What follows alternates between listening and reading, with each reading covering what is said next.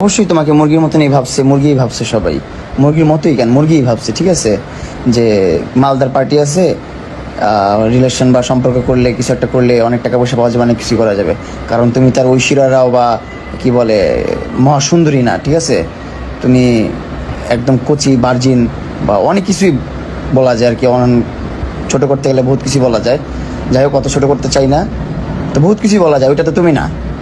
হ্যাঁ, তোমাকে তো দেখা গেছে ওরকমই। তখন তখন তো আরো অন্যরকম ছিল, আরো খারাপ ছিল চেহারা। আমি তো অমানুষ, অকৃতজ্ঞ, লোভী, স্বার্থপর। সো তোমার লাইফে এমন কাউকে বেছে নিও, খুঁজে নিও। এখনো তোমার লাইফে এমন কিছু হয় নাই, অত আহামরি কিছু নিয়ে যায়নি আমি। ঠিক আছে, তুমি ওভারঅল আমার পিছনে মনে হয় 20 থেকে 30 লাখ টাকা খরচ করছো। তোমার সাথে ব্রেকআপ, যেটা ব্রেকআপ হয়ে গেছে, থুতু যেটা ফালাইছি সেটা আর তুলবো না আমি।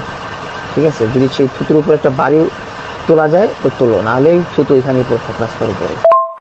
তোমাকে আজকে কয়টা কথা জিজ্ঞেস করলাম না, যে বাড়ি দিলে চলে আসবা নাকি? তুমি বললাম হুম। তারপর আমি বললাম যে বাড়ি পেয়ে আবার নতুন কোনো জিনিসের জন্য জিদ করে চলে যাবা নাকি? তুমি বললাম না। তারপর আমি যখন বললাম তুমি কাকে কোনটা দরকার বেশি, আমাকে না কোনটা চাও তুমি, আমাকে না বাড়ি? তুমি বললে দুইটাই।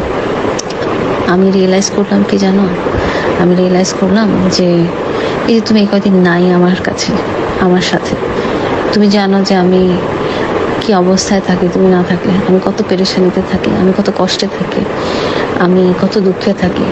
আমার ঠিক মতো খাওয়া দাওয়া, গোসল টোসল কিছুই হয় না। আমি শুধু তোমার টেনশন করি, তোমার জন্য কান্নাকাটি করি, তোমাকে বারবার ফোন করি। আমি এই কদিন খালি এইভাবেই দিন যাপন করছি। আর অন্যদিকে তুমি দেখো, তুমি তোমার লাইফটা চিল করে বেড়াইছো, তুমি পার্টি করছো, তুমি মদ খাইছো, তুমি বন্ধুদের সাথে বেড়াইছো, তুমি রেস্টুরেন্টে খাইছো।